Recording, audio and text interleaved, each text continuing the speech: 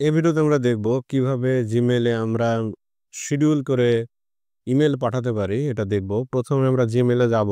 যাওয়ার পরে কম্পোজ এটাতে ক্লিক করব। ক্লিক করার পরে আমরা একটা জিমেইল অ্যাড্রেস এখানে বসাবো। আমরা সাবজেক্ট দেব এই জায়গাতে। ওকে, সাবজেক্ট দেওয়ার পরে এটা ফাইল অ্যাটাচ করব আমি। ওকে, এখন এই যে সেন্ড এর পাশে যে একটা অ্যারো আছে এই অ্যারোতে ক্লিক করব। ক্লিক করার পরে শিডিউল সেন্ড এটাতে ক্লিক করব। তারপরে আমরা পিক ডেট অ্যান্ড টাইম এটাতে ক্লিক করব।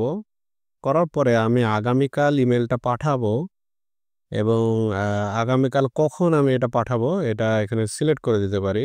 আমি সকাল 10টায় সকাল 9টায় আমি পাঠাবো।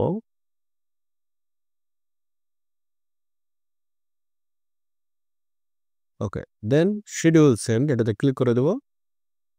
এটা এই যে শিডিউল সেন্ড আকারে থেকে যাবে। দেখেন এখানে দেখাচ্ছে যে আগামীকাল সকাল 9টায় এটা অটোমেটিক কিন্তু সেন্ড হয়ে যাবে। 9টার আগে কিন্তু সেন্ড হবে না। তো আমরা যদি এখানে দেখি সেন্ডে গেলে দেখতে পাবো এই যে নিচে দেখেন শিডিউল করা আছে, এটা এখানে দেখতে পাবো আমরা। তো এই ছিল ভিডিওটি দেখার জন্য ধন্যবাদ। ভিডিওটি ভালো লাগলে এটি লাইক দেবেন, চ্যানেলটি সাবস্ক্রাইব করে রাখবেন এরকম ভিডিও পেতে।